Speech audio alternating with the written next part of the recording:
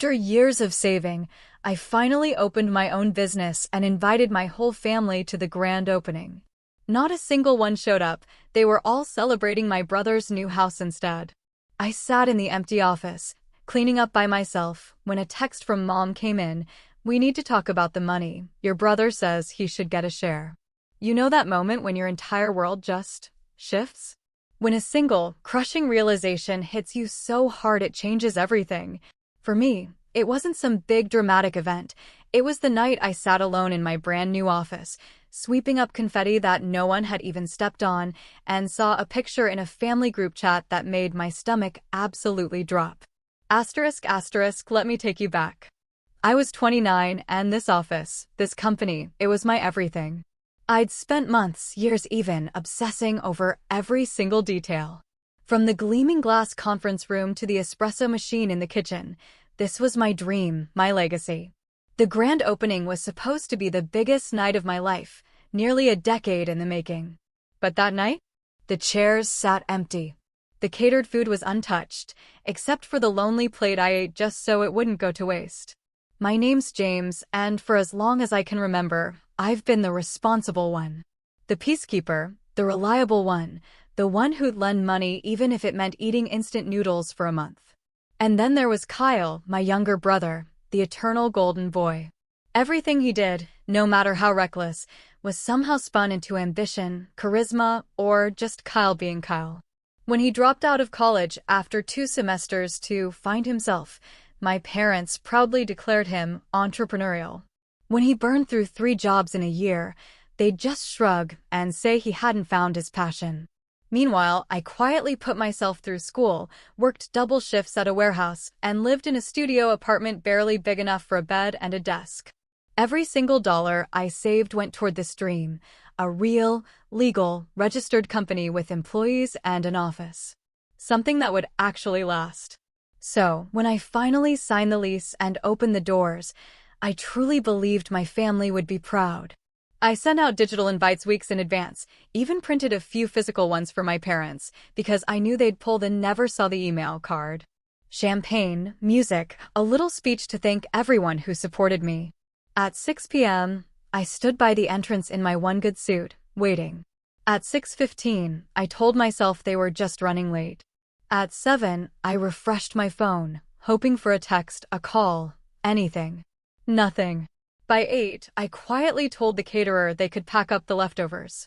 I didn't cry. I just sat at one of the desks, sipping warm champagne from a plastic flute, staring at the empty lobby. The room echoed with every sound, amplifying the silence, amplifying the sting. All I could think was, after everything I've done for them, they couldn't even bother to show up for one night. Then my phone buzzed. It was a photo in the family group chat. Kyle and my parents were standing in front of a brand new barbecue grill, laughing, holding drinks. The caption read, "Housewarming success." I stared at it. "No, sorry we couldn't make it." "No, congratulations, James." Nothing. Just a casual broadcast that they had all chosen Kyle's housewarming over my grand opening without a second thought. My stomach twisted, but a part of me wasn't even surprised. I just cleaned up the last of the decorations, turned off the lights, and went home. The next morning, I woke up to a text from Mom. "We need to talk about profits. Your brother says he deserves a cut." I just sat there, my coffee going cold. A cut of what? Kyle hadn't invested a cent, hadn't lifted a finger, hadn't even shown up to the launch. My company hadn't even made $1 yet, but suddenly, Kyle was entitled to a piece of it. I didn't answer right away.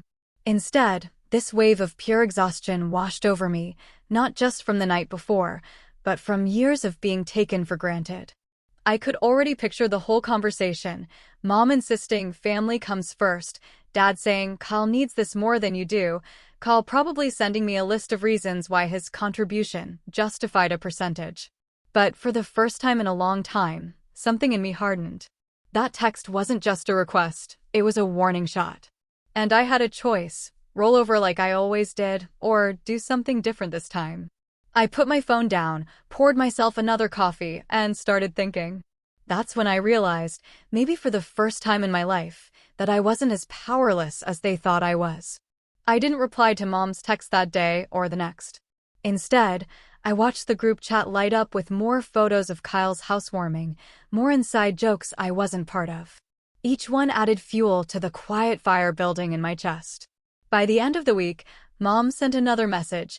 "James, answer your phone. This is important." I did answer eventually. And what I said next made her go completely silent. When I picked up, Mom launched into her usual routine. "No, hello, no, how are you?" Just a clipped, "James, we've been trying to reach you for days." I stayed quiet for a beat longer than usual, just enough for her to notice. "What's going on?" she pressed, as if I was the one acting strangely. "You're asking me about profits," I said slowly, choosing each word carefully, "but not one of you showed up to my company's launch." There was a pause. A long one. I pictured her standing in her kitchen, hand on her hip, already annoyed at being challenged. "James," she finally said in that patient but condescending tone she used when I was a kid, "you know how important Kyle's housewarming was. Everyone was there. It wouldn't have been right to split up the family over one night." "One night," I repeated, my voice coming out flatter than I expected. "This wasn't a dinner party, Mom. This was my business launch. Something I've worked toward for years." She sighed, like I was the one being dramatic. "You're overreacting. Kyle is just starting his life with Emily. And you'll have plenty of other events. Now, about the profits." I actually laughed then. A sharp, humorless sound that made her go silent again. "Profits? Mom, I haven't even finished onboarding my first clients yet. There are no profits." "Well, Kyle was saying that since he inspired you to start the company, he should get some sort of founder share, or at least a family discount since he wants to use your services for his own projects." That stopped me cold. "Inspired me?" I asked, incredulous. "Mom, I've been planning this since college. Kyle didn't even know what I was working on until last month." She just kept talking, completely ignoring my point.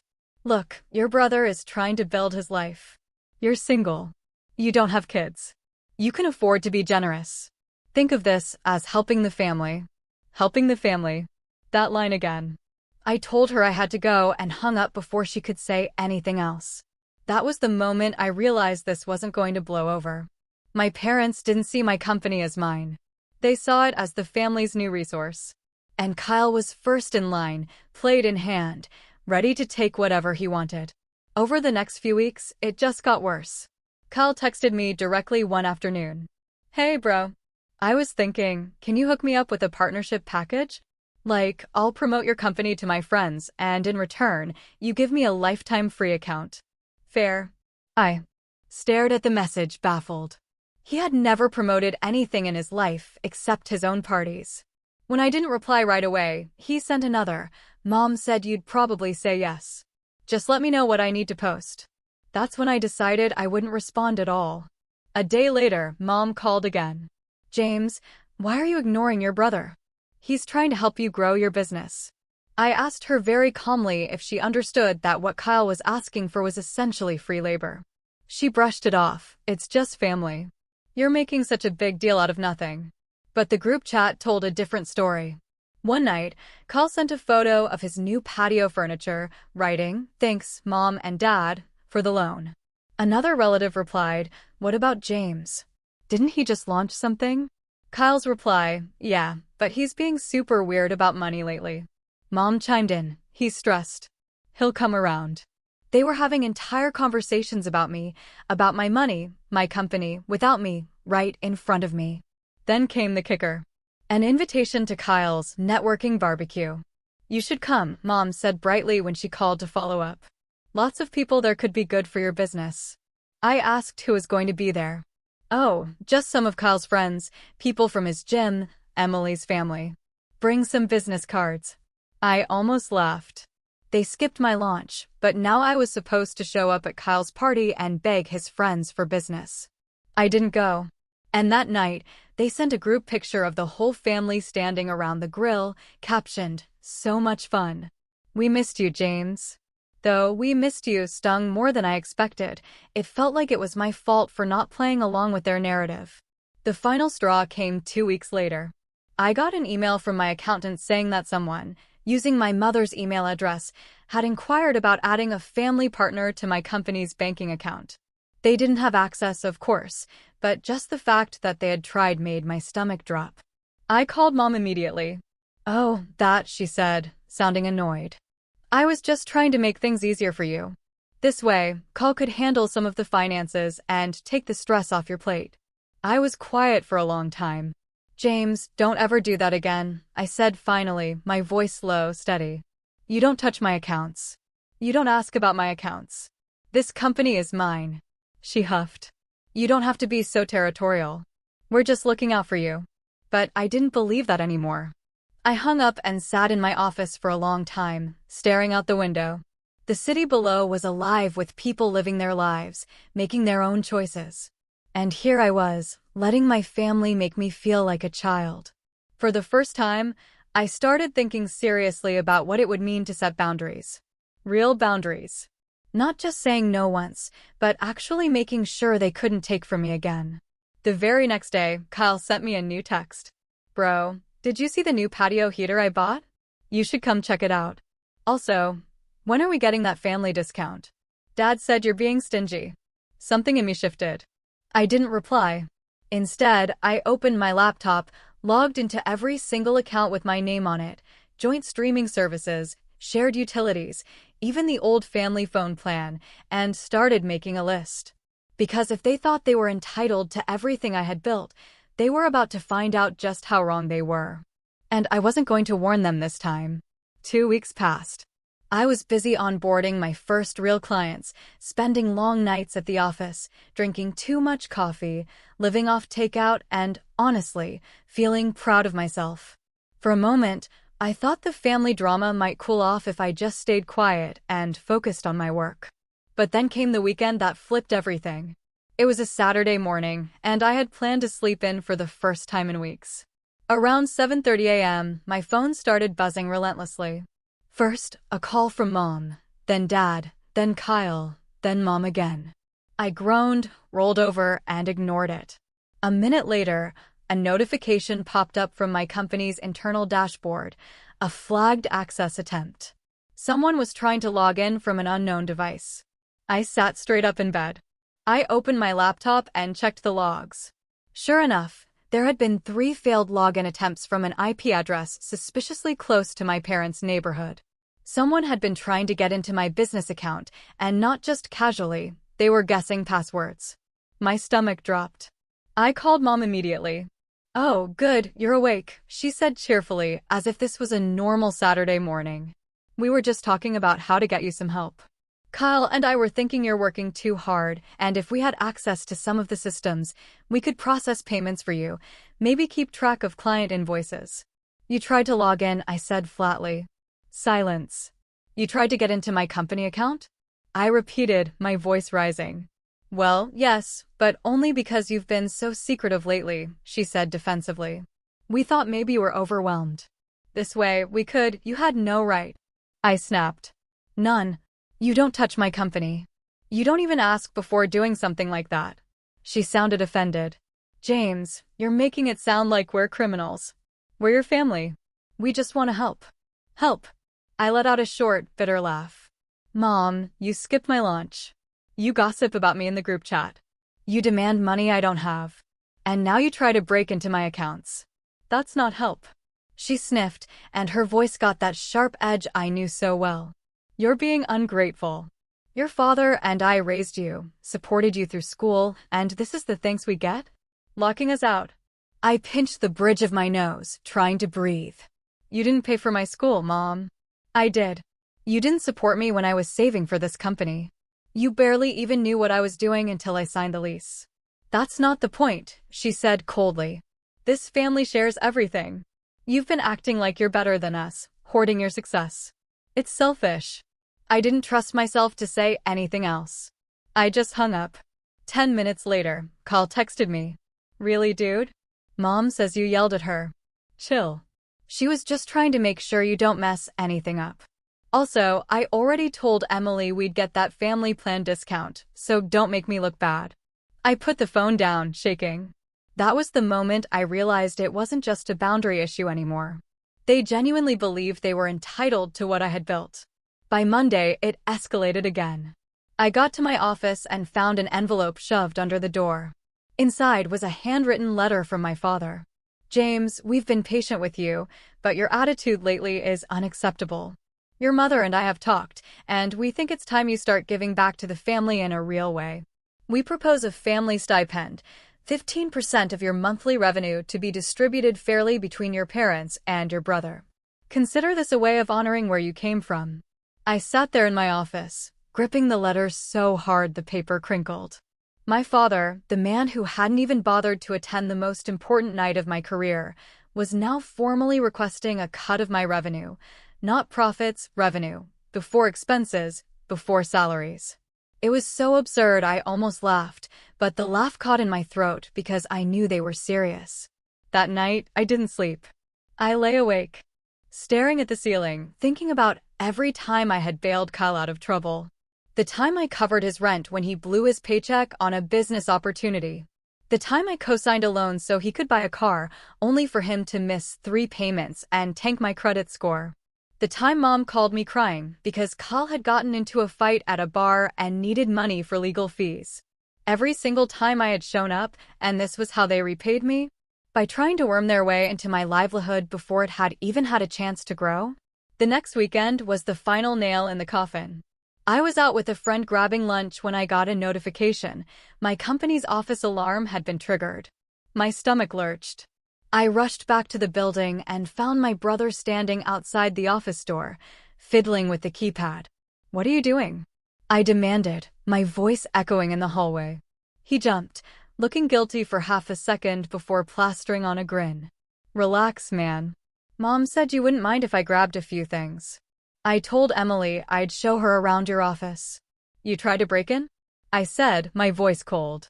"It's not breaking in if it's family," he said with a shrug, as if that was the most reasonable thing in the world. I just stared at him for a second. I didn't even know what to say. "You need to leave," I finally said, each word measured. He scoffed. "Wow, really? You think you're too good for us now?" I stepped closer, lowering my voice. "If you ever try to get into this office again without my permission, I will call the police." His grin faltered. "You wouldn't." He left, muttering something under his breath. When the door shut behind him, I locked it and just stood there, my hands trembling. That was it. That was the line. They had crossed from disrespect into outright violation. For the rest of the weekend, I didn't answer a single call or text. I sat at my desk, going over every single system I had, business accounts, personal accounts, security settings, and started tightening everything down. Because I knew now that this wasn't just about boundaries. This was war. And if they wanted to treat my company like their personal ATM, they were about to find out what it meant when I shut the door for good. The Monday after catching Kyle at my office, I woke up feeling like I'd been hit by a truck. My body wasn't sore, it was my chest, my stomach, my head. Everything felt heavy. I sat at the edge of my bed for a long time, staring at my phone as it buzzed over and over. Mom called twice, then Dad, then Kyle. Each one leaving voicemails that got angrier by the hour. "James," Mom's voice snapped on the latest one. "Your brother said you threatened to call the police on him. This is ridiculous. You need to apologize before this family falls apart completely." I didn't listen to the rest. I deleted it, stood up, and walked to the kitchen. I made coffee on autopilot and sat down at the table, just staring at the steam curling out of the mug. For years, my family had been my safety net, even if they were dysfunctional. They were loud, entitled, manipulative, but they were still my family. And I had been trained since childhood to put their feelings first, to keep the peace. But now, keeping the peace was eating me alive. I barely noticed when tears started running down my face. Not loud, sobbing tears, just quiet, hot ones that blurred my vision until I had to set the mug down so I wouldn't spill it. I didn't cry often. I had trained myself not to. But that morning I felt hollow, like all the energy I had poured into building this dream had been drained by the very people who were supposed to celebrate it. I called in sick to the office that day. My assistant covered for me while I sat on the couch with my laptop, not working, not watching TV, just staring. At one point, I opened the family group chat, scrolled all the way back, and reread months of messages. Every sarcastic joke at my expense. Every time Kyle was praised for doing the bare minimum. Every time my parents brushed off my achievements like they were no big deal. And as I read, something started to shift. At first, it was just anger, sharp and bitter. But underneath the anger, there was this deep ache. I had bent over backwards to earn their approval, to make them proud, and it was never enough. By the end of the day, I had made a decision. I wasn't going to try anymore. The next few weeks were brutal. I started avoiding family events entirely. If mom called, I let it go to voicemail. If dad texted, I ignored it. I worked later hours, sometimes sleeping at the office, just so I wouldn't have to deal with seeing them. But the silence didn't make them go away. Instead, they doubled down. Mom showed up at my apartment one afternoon, knocking on the door like she owned the place. When I opened it a crack, she immediately started in. "James, this is childish. You can't keep cutting us out just because you're upset. Your brother is hurt. He was only trying to help." "Trying to help by breaking into my office?" I asked, my voice tired. "You're exaggerating," she said, waving a hand. "He just wanted to see the space. You should be flattered. He cares enough to get involved." I stared at her, and for the first time, I didn't feel the familiar pull of guilt. Just distance. "I'm busy," I said, and shut the door before she could respond. I leaned against it, heart pounding, but also feeling something strange, a flicker of relief. The next weekend, I skipped a big family dinner that had been on the calendar for months. Mom sent me 20 texts in a row. Everything from guilt trips, "Your grandmother was asking about you," to anger, "You're embarrassing us by not showing up," to veiled threats, "If you keep this up, don't expect us to support you when things get tough." I didn't reply to any of them. But the silence came with a price. Work got harder. I was exhausted all the time. My mind constantly replaying arguments that hadn't even happened yet. I stopped sleeping through the night. I'd wake up at 3 a.m. in a cold sweat, thinking about Kyle standing at my office door, smirking like it was all a game.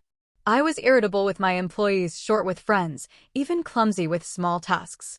One night, I stayed at the office until dawn, just running numbers, terrified that I'd miss something critical and the whole business would collapse.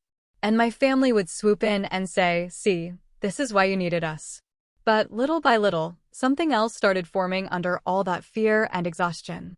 Clarity. One Friday night, I sat in my office with a notepad and just started writing. Not emails, not work tasks, just a list. I wrote down every account my name was on that my family could access.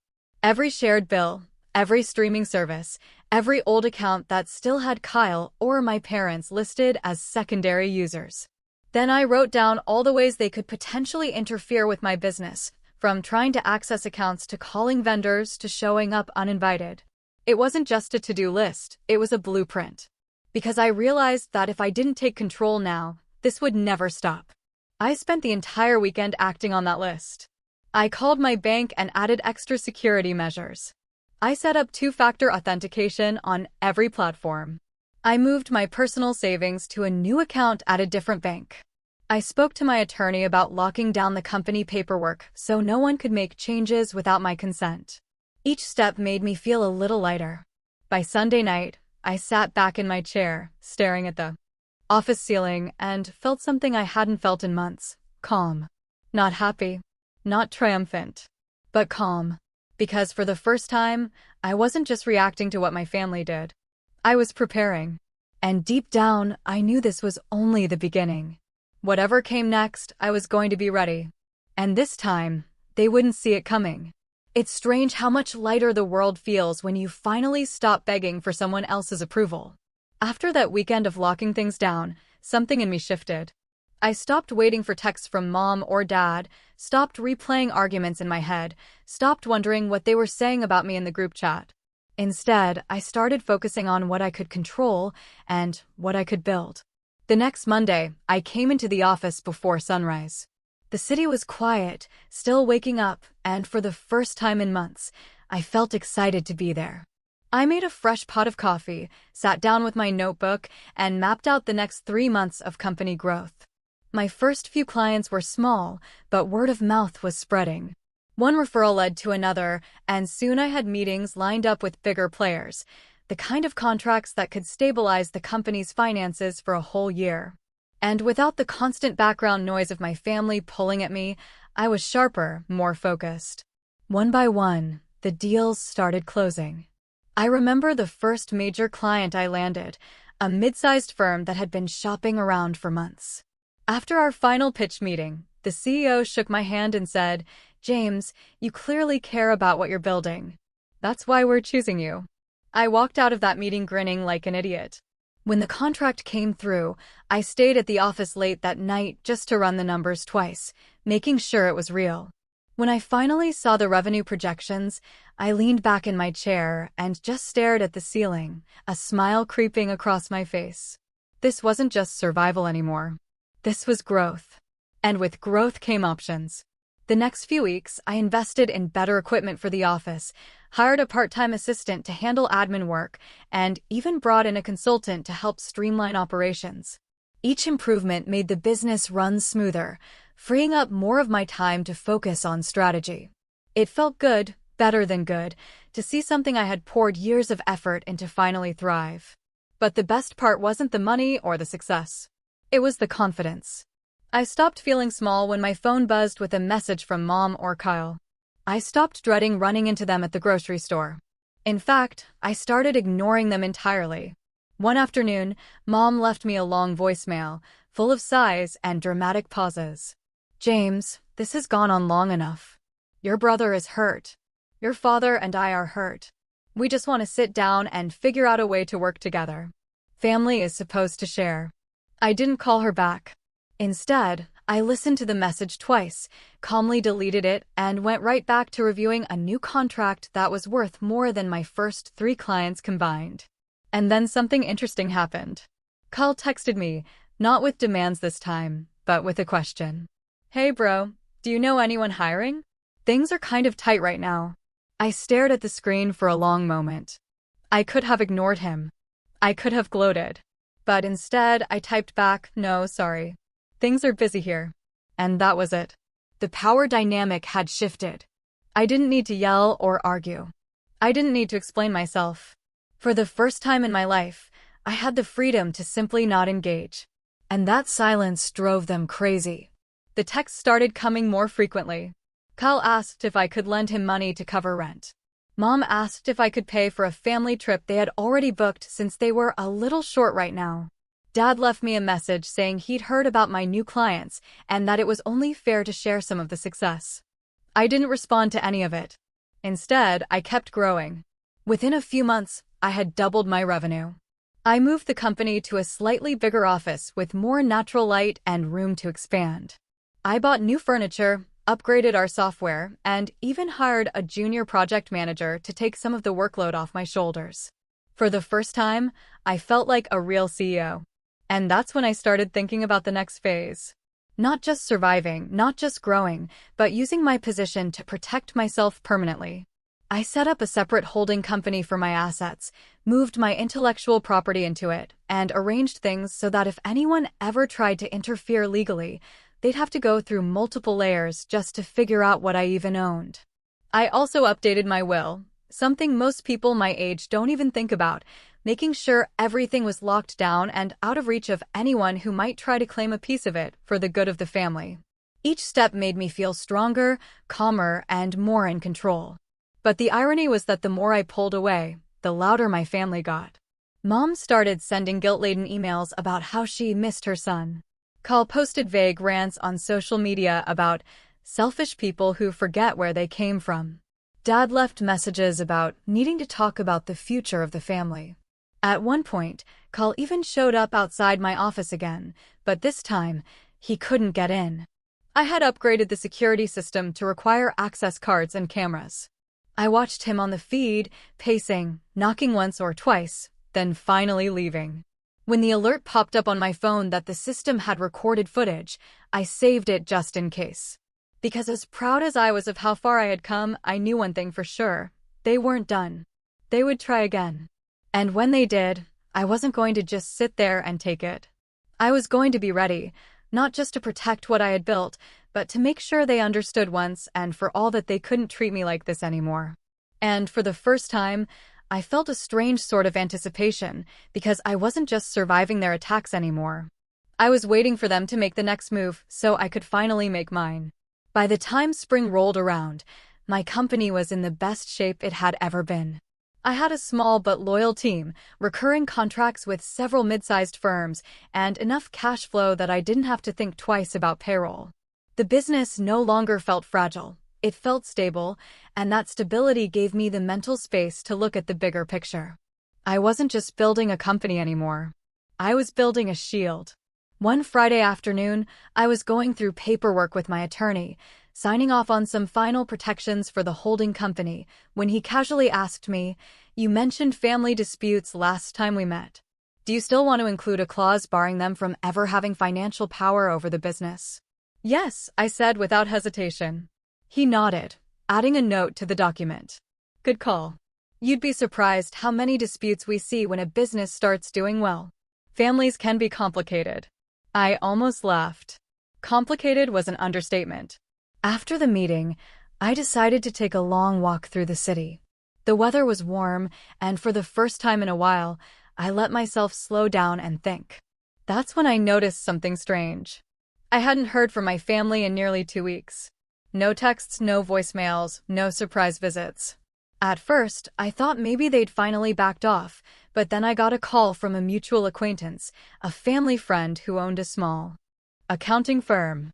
"James," he said, lowering his voice, "I just thought you should know, your brother came by my office last week asking questions about how to set up a business partnership, and he mentioned your company by name." I stopped in my tracks. "What did he say exactly?" "He said you'd probably make him a partner soon, but he wanted to get ahead of the paperwork, so it wouldn't take too long." Sounded pretty confident about it. I thanked him for the heads up, hung up, and just stood there on the sidewalk for a minute, letting the anger wash over me. Kyle was planning something, and if I knew my brother, it wasn't going to be small. That weekend, I finally opened the group chat again. Not to respond, just to watch. Sure enough, there it was. "Mom, we're thinking of having a family meeting next weekend to discuss some exciting opportunities." Kyle, "Yeah, can't wait to share what I've been working on." Dad, "James, you should really be there. This could be big for all of us." I put the phone down and felt something shift inside me. For months, I had been on the defensive, blocking them, locking things down, trying to keep them from interfering. But now I had leverage. Because here was the truth. My company was no longer a fragile startup.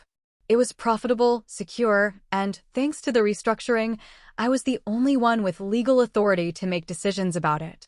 Even if Kyle marched into a lawyer's office tomorrow claiming he was entitled to a share, there was nothing they could do. And the best part? They didn't know that yet. That night, I sat at my desk with a legal pad and started writing. Not just notes this time, plans. I listed every point of contact I still had with my family, every account they could benefit from, every small tie they still had to my life. Then I listed ways to sever each one, slowly, strategically, without warning. I also started looking at my company through a new lens, not just as my livelihood, but as my fortress. What would it take to make it completely unassailable? I upgraded the security system again, this time with biometric access. I had my lawyer draft a document formally excluding any family members from ever being granted shares or voting rights. I even spoke to a PR contact about what would happen if someone tried to drag my company into a public dispute and how we could get ahead of the story. Piece by piece, I was building an environment where my family couldn't touch me. And then something unexpected happened that gave me the final piece of leverage I didn't even know I needed. One of my new clients was a real estate developer, the same one who, as it turned out, was negotiating with my brother for a home improvement contract. During a meeting, the developer casually mentioned Kyle's name, asking if we were related. I kept my face neutral and nodded. "Funny guy," the developer said with a chuckle. "He's trying to get us to front him some money for the job before he delivers. Said he's good for it because his family business is doing so well." My eyebrows went up. Family business? "Yeah," he said. He said his brother owns a company that could back him if needed. I didn't correct him. I just smiled faintly and made a mental note.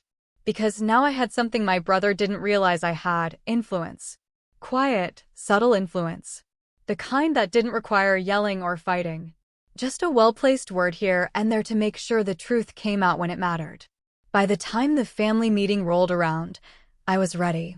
Not just emotionally, but strategically. I had all the documentation proving my sole ownership. I had backups of every security log showing their attempted interference. I had the financial reports that showed exactly how much work I had done to make this company succeed. And most importantly, I had the calm clarity to know that whatever they tried next, I could handle it. The night before the meeting, I sat in my office long after everyone had gone home, looking around at the space I had built from nothing: the polished concrete floors, the soft hum of the server rack in the corner, the faint glow of the city lights outside. This was mine, and tomorrow they were going to learn that lesson one way or another. I leaned back in my chair, a slow smile spreading across my face. Because the setup was done, all that was left was to let them make their move and then play mine. The family meeting was scheduled for Sunday afternoon at my parents' house, the same house where I'd spent countless holidays sitting at the kids' table while Kyle held court as the center of attention. This time, I didn't feel like a kid walking into enemy territory. I arrived on time, dressed in a suit, calm and collected. When Mom opened the door, her eyebrows shot up. "Well, don't you look formal?" she said, half amused, half wary. "This is a business meeting," I said evenly, stepping inside. Kyle was already at the dining table, leaning back in a chair with a smug little grin. Dad sat at the head, looking serious, as if he was presiding over something official. "Glad you could make it," Dad said. "Let's sit down and talk like adults." I took a seat across from Kyle, who immediately launched into his pitch. "So, here's the deal," he said, spreading out a few papers as if this was his boardroom. "I've got a line on a great project, but I need some capital to get it going. Once it takes off, it'll benefit the whole family. Since your company is doing well, we figured you could front the investment. Just a small percentage of your revenue each month, and we'll consider you an official partner." He leaned back, clearly expecting applause. Mom nodded approvingly. "See, this is what we meant about working together. Everyone contributes. Everyone wins." I let them talk for a few more minutes, just listening, my hands folded on the table. When they finally stopped, waiting for me to agree, I slid a folder across the table. "What's this?" Dad asked. "Documentation," I said calmly. "My company's operating agreement, ownership records, financials, everything showing that I am the sole founder, shareholder, and decision-maker. And before you ask, no, there will be no partnership, no revenue sharing, no family stipend. This company is mine, legally and permanently." Kyle frowned. "Whoa, what's with the lawyer talk? We're family. You don't have to make it so official." "Yes," I said evenly. "I do. Because the last time we had a casual understanding, someone tried to access my accounts without permission. Someone tried to get into my office, and someone sent me a letter demanding 15% of my revenue as if it was their right." Mom bristled. "That was your father's idea." "I have it in writing," I interrupted, my voice firm but quiet, "and if anything like that happens again, I won't hesitate to involve law enforcement." The room went silent. For a long moment, all I heard was the faint ticking of the wall clock. "You wouldn't," Dad said finally, his voice low. "I would," I said simply. "I have security footage, logs, emails, and a lawyer who's fully briefed. This isn't a threat, it's a boundary. You don't cross it again." Kyle snorted, trying to play it off. "You think you're so big now, huh? Just because you're making money." I smiled. Not cruelly, just calmly. "No, I think I finally learned that I don't owe you my success. And I definitely don't owe you access to it." Before they could respond, I reached into my bag and pulled out a stack of papers. Termination. Notices for every shared account and bill that still had my name on it. "These," I said, placing them on the table, "are the last ties between my finances and this family. Phone plan, streaming accounts, insurance policies, all canceled or transferred. Effective immediately." Mom's mouth fell open. "You can't just—" "I can," I said. And I did.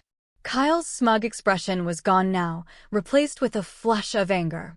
This is ridiculous. You're acting like some kind of dictator. All we wanted was a little help. You wanted control, I said, meeting his eyes. And you wanted it without doing any of the work. That ends today. For the first time in years, I didn't feel like I was on the defensive. I felt steady. I stood, gathering my folder and slipping it back into my bag. This conversation is over, I said quietly. If you'd like to have a relationship with me, it will be on respectful terms. Otherwise, consider this the last time we'll be meeting like this. I walked out of that house without looking back. But the revenge wasn't done. Not yet. Over the next few weeks, I made sure the message stuck. When Kyle tried to name-drop my company to a potential client of his, they called me first to confirm the partnership. I politely informed them there was no partnership and never would be. The deal fell through. When Mom tried to guilt-trip me by sending photos of family gatherings with captions like, "We miss you," I didn't respond. When she finally called to demand an explanation, I said calmly, "I'm busy running a company. You know, the one you all ignored, and I don't have time for manipulation." Word spread fast. Family friends started reaching out, not to scold me, but to quietly say they understood. Some even told me they were proud of me for standing up for myself, something I'd never heard from my own parents. And the best part? The more they pushed, the calmer I got. I didn't yell, didn't argue, didn't send long emotional texts. I just enforced my boundaries with quiet consistency every single time. And slowly, it started to sink in. The calls became less frequent. The messages grew shorter. The demands stopped entirely, because they were finally starting to realize that the old James, the one who would cave under guilt, who would show up with his wallet open just to keep the peace, was gone. And in his place was someone they couldn't manipulate anymore. It didn't happen overnight. For a few weeks, the silence felt almost eerie. No texts, no calls, no sudden knocks on my office door. I thought maybe they'd finally gotten the message. But then the fallout hit. One Friday morning, I was reviewing quarterly projections when my phone rang. It was a number I didn't recognize, one of Kyle's contractors. "Sorry to bother you," the man said, "but your brother told us you were his financial backer. We just wanted to confirm before moving forward with materials." I felt that calm, deliberate anger settle over me. "No," I said evenly. "My company does not back any of Kyle's ventures. Please make sure you get everything in writing from him before you start work." The man thanked me, sounding both surprised and relieved. It was clear he'd been burned before. Later that day, Kyle called me furious. "You just cost me a contract," he shouted the second I answered. "No, Kyle," I said, keeping my voice level. "You cost yourself a contract by lying about my company's involvement." "You're such a jerk," he snapped. "Do you know how hard it is out here? You could have just said yes and helped me out."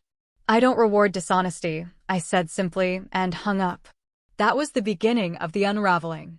Within a month, I heard through a mutual acquaintance that Kyle had lost 2 more clients. Word had spread that he was unreliable, that he promised financial backing he didn't actually have. Meanwhile, my company kept growing. I signed 2 major new contracts and hired another team member. We moved into a bigger office with an entire floor to ourselves. And then came the family barbecue, the first one I had been invited to in months. Mom called me personally. "James," she said, her tone unusually soft. "We'd really like you to come. Things have been tense. Your father and I want to talk." I debated saying no, but something in me knew this was the moment. When I arrived, the atmosphere was strained. Kyle sat at the picnic table, sullen, picking at his plate. Dad looked tired. Mom looked like she had rehearsed a speech.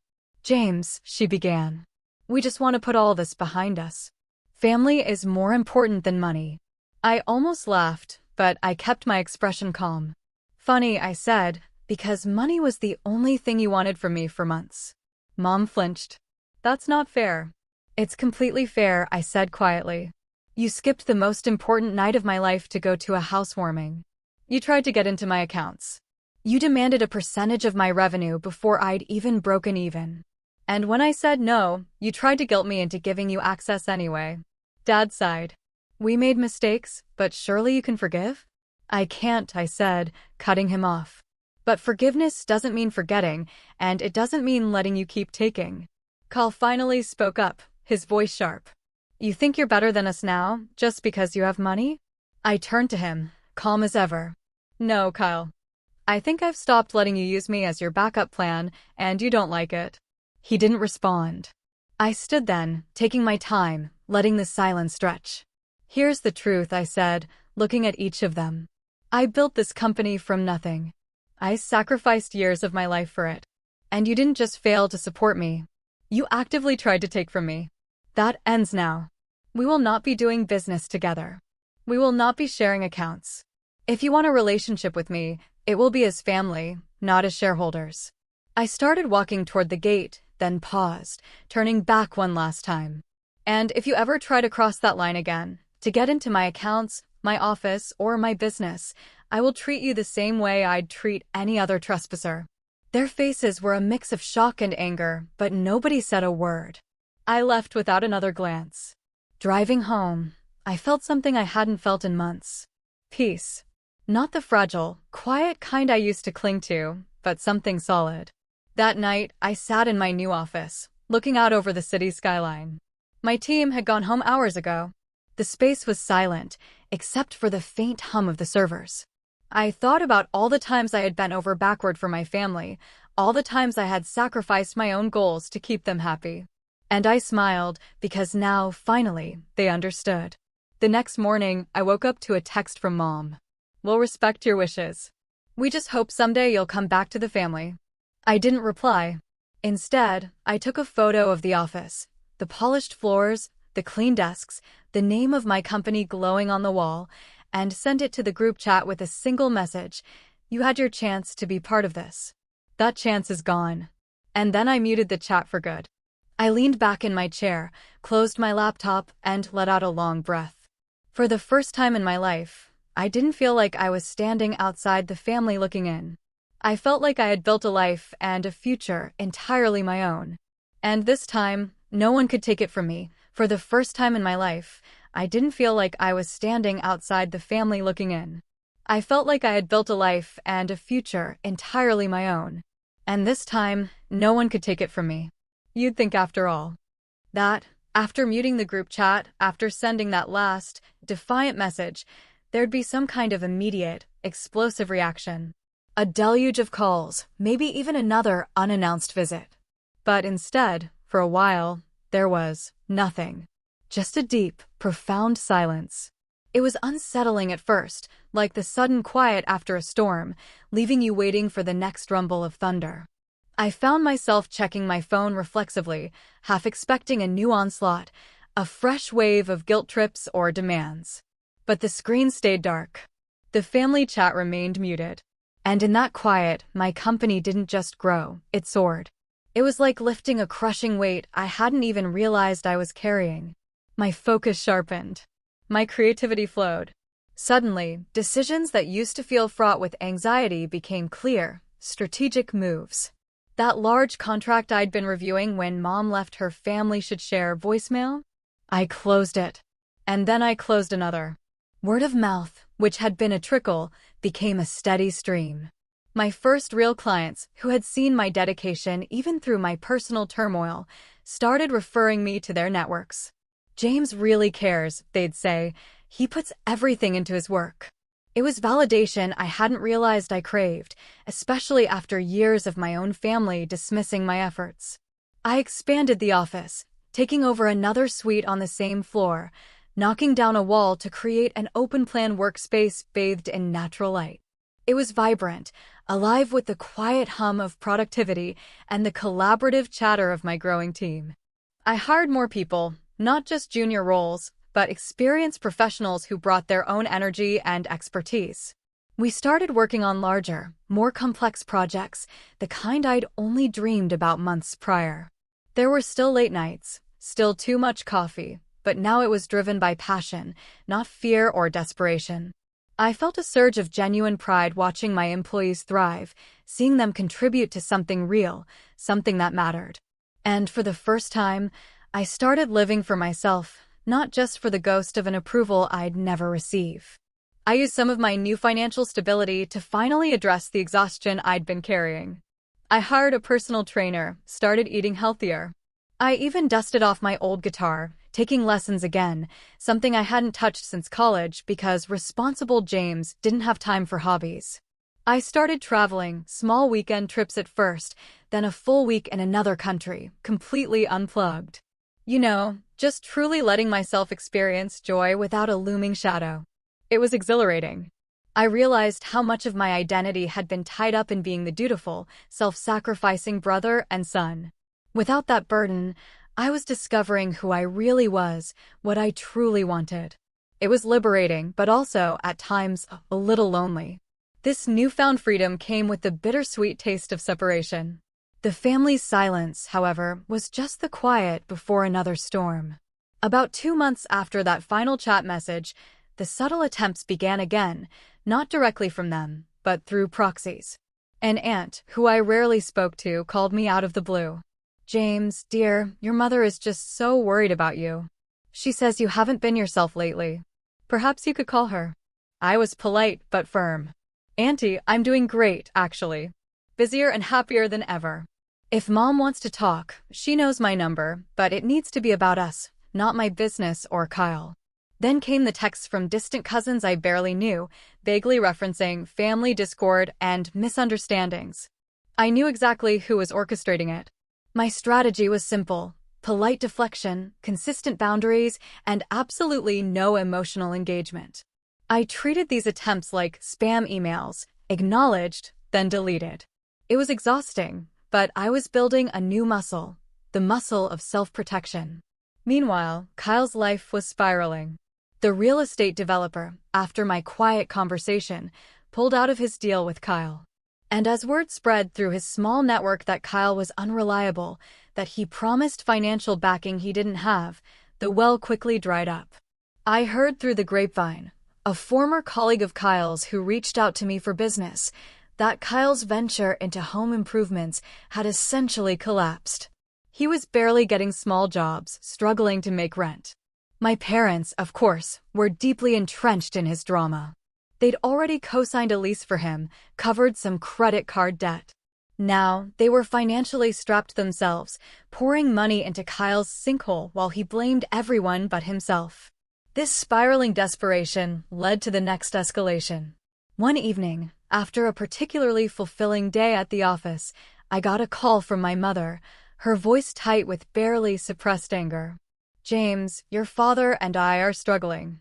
Kyle's business isn't doing well, and we've had to dip into our retirement savings just to keep him afloat. We need your help." "Mom," I said, my voice steady, "I told you, my company is not a family ATM. And my personal finances are not a solution to Kyle's problems. These are consequences of choices he made." "Choices he made," she screeched. "He's your brother. You're rich now. You could fix this for him with a snap of your fingers. You're just letting him drown." "I am not responsible for Kyle's financial decisions," I replied, refusing to be drawn into her emotional trap. "And I refuse to bankrupt my company or myself to enable him. I learned that lesson a long time ago." "You selfish, ungrateful boy," she yelled, her voice cracking. "After everything we did for you. We raised you. We gave you everything. You didn't give me this company, Mom," I said, my voice quiet but firm. "I built this. Myself. While you were praising Kyle for his ambition and dismissing my hard work." I hung up. The click echoed in the quiet of my new, beautifully furnished apartment, which I had bought for myself with my own hard-earned money. It was a tangible representation of the life I had built, utterly separate from them. The usual pang of guilt was there, a ghost of my old self, but it was fleeting, quickly overshadowed by a surge of righteous resolve. I was done. Done feeling guilty for choosing my own survival. A few weeks later, the attacks became more public. I was at a local charity gala, an event I'd agreed to sponsor as part of my company's community outreach. I was networking, feeling genuinely good about the growth and impact my business was having. Suddenly, I saw my parents across the room, Kyle hovering behind them. My stomach tightened, but I kept my composure. I had anticipated they might try something. As I was mid-conversation with a potential investor, my mother, dressed impeccably but with a look of desperate sorrow on her face, approached. "James," she said, loudly enough for those around us to hear, "it's so good to see you. even if you never answer our calls anymore. Your poor brother is so distraught, struggling so much, and your father and I, well, we just don't know what to do." She dabbed at her eyes with a handkerchief, clearly putting on a show. The investor, a shrewd woman named Sarah, looked at me, an eyebrow raised. I took a deep breath. "Mom," I said, my voice calm, "this isn't the time or place for family discussions. I'm here representing my company." "But it is family, James," she insisted, her voice rising slightly. "And family helps each other. Surely, with all your success, you could spare a little for your own flesh and blood, especially when they're in such dire straits. It's a shame, really, how some people forget where they come from." She cast a glance around, ensuring maximum impact. Carl just stood there, looking miserable, probably coached into playing the victim. For a moment, the old James might have stammered, might have tried to apologize, might have caved under the public pressure. But not this James. "Mom," I said, my voice steady and clear, carrying just enough for the small group to hear, "I have built this company through hard work and diligence. No one in my family contributed a single dime, a single hour, or a single moment of support to its creation. In fact, many of you actively tried to undermine it, demanding shares, attempting to access accounts, and interfering in ways that were frankly unethical, if not illegal." The air in the small circle became utterly still. Sarah, the investor, looked at me with a newfound respect, a slight smile playing on her lips. My mother's face, usually so adept at conveying victimhood, twisted into a mask of pure shock and anger. Kyle's jaw dropped. "So no," I continued, meeting her gaze directly. "I will not be financially bailing out my brother. And I will not tolerate public manipulation at an event that is meant to celebrate community and hard work. If you have nothing productive to discuss, I ask that you please leave me to my guests." My father, who had been silent until now, stepped forward. "James, that's enough. You're embarrassing us." "No, Dad," I said, shaking my head slowly, "you're embarrassing yourselves. I'm simply stating the truth." I turned back to Sarah, offering a genuine smile. "My apologies, Sarah. Shall we continue our conversation about the upcoming project?" Sarah nodded, a glint in her eye. "Absolutely, James. You know, I appreciate directness. It's rare in this business."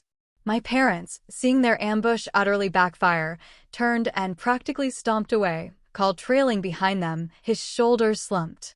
The relief that washed over me was immense. It wasn't just a boundary, it was a declaration. A public one.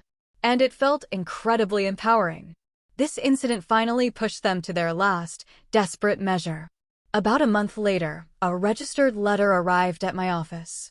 It was from a lawyer, their lawyer, a stern, official-looking document asserting that, as James's family, they had an implied interest in my company due to my familial obligation and moral support over the years.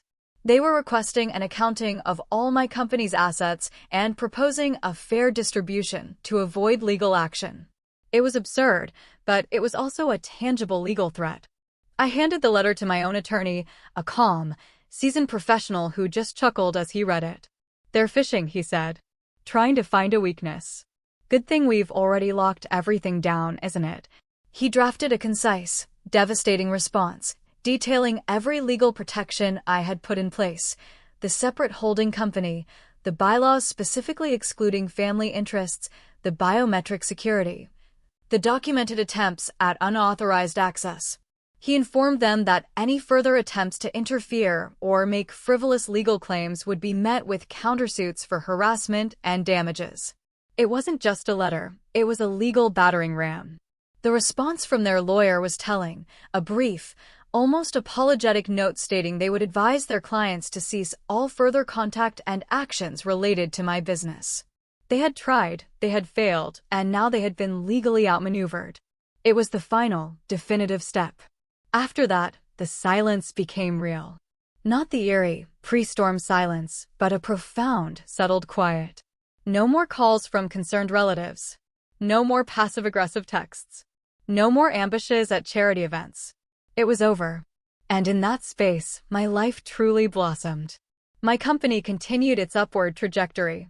We expanded into new markets, hired more people, even opened a satellite office in another city. I was now a recognized leader in my industry, invited to speak at conferences, featured in business journals. It was everything I had ever dreamed of and more.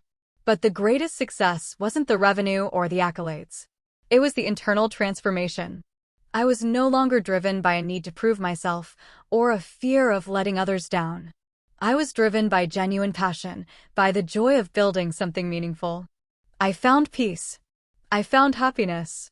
I found a new, chosen family among my friends and colleagues, people who celebrated my successes without reservation and supported me without expectation. People who saw me, not just what I could do for them.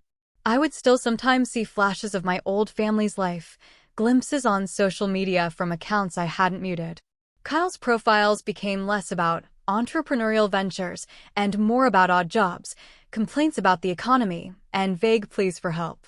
My parents' posts grew quieter, less celebratory, more focused on small, insular family gatherings. It was a stark contrast to the vibrant, expansive life I was building. There was a moment, maybe a year or two after the final legal letter, when I thought about reaching out. A lingering flicker of that old, responsible James wondering if I should try to mend things, if they had learned their lesson. But then I remembered the confetti I swept alone, the cold coffee, the aggressive texts, the attempted break-ins, the demands, the public shaming. I remembered the exhaustion, the hollow feeling, the sheer weight of their entitlement.